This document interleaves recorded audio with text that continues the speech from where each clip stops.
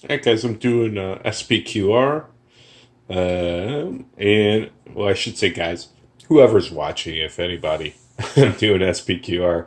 Um, this is from I think 2008. I bought it a long time ago when it came out, so obviously it's been 9 years ago. The reason I bought it is because this game really got me back into gaming. You can see it's Richard Berg, Mark Herman.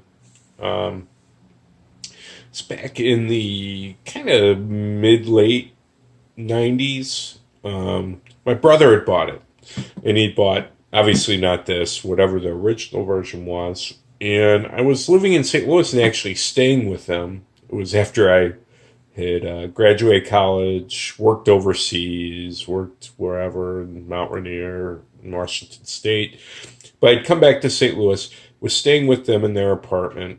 Well, I got a job. Well, I had a job, but then eventually moved out. But anyway, um, my brother Dale had this, and man, it got me back into wargaming. We love this. We played, SPQR. It was just so different than kind of the war games we played before. It was tactical. We always liked tactical. We love the squad leader, advanced squad. Well, we got an advanced squad leader actually after this, but um, so this was, just a game that I have such fond memories of that when there was a deluxe, or when there was a version reprinted here, I bought it. I haven't played it actually though since the 1990s, late 90s, and the main reason I think about that is because of the Musket and Pike came out. I want to say around 2001, 2002. And Musket and Pike really just, I want to say it blows this away, but it really does in how it handles everything. As far as a tactical game. Now, granted, Musket and Pike is not, ancients. And this is still the game to play, if you're looking for a tactical Ancients game. But anyway, I decided to get it out and give it a shot.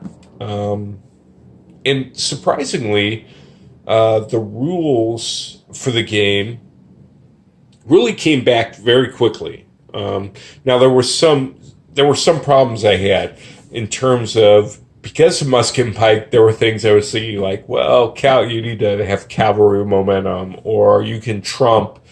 In Musket and Pike, it's you can interrupt or whatever the other guy's turn. Now you can't just interrupt another leader's turn. You have to interrupt their momentum, or you have to interrupt your own leader. So there were things. I didn't screw them up. I just looked them up. I'm like, oh, okay, that's how it works. So, obviously this game, Musket and Pike, draws a lot from this game. I'm assuming. I mean, if Ben Hull wants to, jump in and say, "Nah, I never played SPQR Great Battles," that's cool. I just, maybe that's true. I don't know, but there's very much similarities between the games, and so I'd be surprised if he didn't take some similarities. Anyway, so.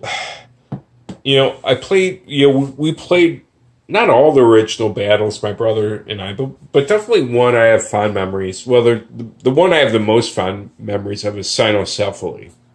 But I'm not playing that, I'm playing Zama.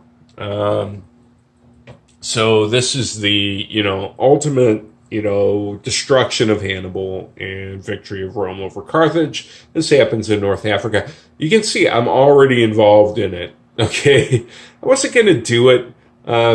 But I start playing it, and then I went over and I looked at Enrico's video of it, and it was a total blowout. And I'm like, I don't remember it being such an imbalanced battle and a total, the Romans just destroying Carthage in it. So I start playing, and a couple of things. Well, one, unlike Enrico, I played with the suggestion for balance, which is there's 16 elephant units at start. Okay, and they're not depleted, and they have their elephant screens.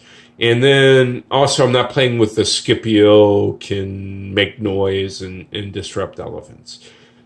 that makes I'm assuming that makes a huge difference because I mean already in the game and I'm on the first turn, the Romans are kind of struggling a little bit. Now route point wise, it's 16. Carthaginians have lost 16. Roman haven't lost any, but these are all skirmishers and a couple elephants died. But basically, what happened was the Velites came forward and kicked out the skirmishers.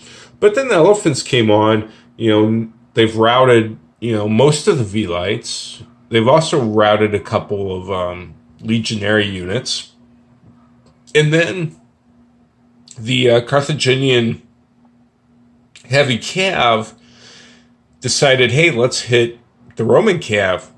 They're outnumbered 8-5 in terms of units, but they have these elephants kind of anchor in their flank, and they're generally better. I mean, they're better size wise, they're better quality wise in general. They hit them. Now, unfortunately, I rolled 9-9-1-9-9 for the pre-shock checks, so not so good there. But the combat rolls, on the other hand, were pretty good for the Carthaginians. I have to check this black die here I'm using because it seems like it's only rolling high numbers either way. Anyway, so they didn't get the results they wanted there, but they're looking at, hey, if we can kind of neutralize this advantage here with Cav, we might be all right for the Carthaginians. And like I said, they have the elephants here that can kind of guard them because Cav can't really do much against elephants. Okay, and you see most of the elephants are still on the board, although most of them are pretty beat up. Over here, these couple of elephants came in and they just charged straight down. The Numidian cavalry on the Roman side just had to withdraw. So there's two elephants here, but it's kind of holding up the whole Numidian cav. Now, I'm actually to Massinissa's turn here, and he's trying to decide what to do. Does he want to do a line command and try and swing his cav around to go after, the small bit of Carthaginian Numidian cav? Does he want to activate, the Numidian infantry and try and destroy these guys? But that's a difficult thing. These guys aren't particularly good, and it's hard to hit elephants. The best way to deal with elephants is with missile fire. And these guys don't have missiles. So even though they would be attack superior and do double damage, they're rolling on a really low table, and they're not great quality. So it's kind of an iffy proposition. So that's kind of where I'm at in the game. But it's certainly looking a lot more interesting. I think you have to be aggressive, and I remember playing this, like I said, way back when. You have to be aggressive with the Carthaginians. You can't just sit there and let the Romans hit you. You have to get your troops into play. You have to make attacks, and you definitely want to do, if you want a balanced or competitive game, you want the whole elephant line. You got to play with that. And you can't have that Scipio roll in. And if you do that, I think this is going to be a pretty interesting game. We'll see how it goes. Anyway, thought I would show you a little bit of the SPQR. Like I said, classic in the hobby, and will always be something that I have fond memories of because it really got me back into wargaming. All right.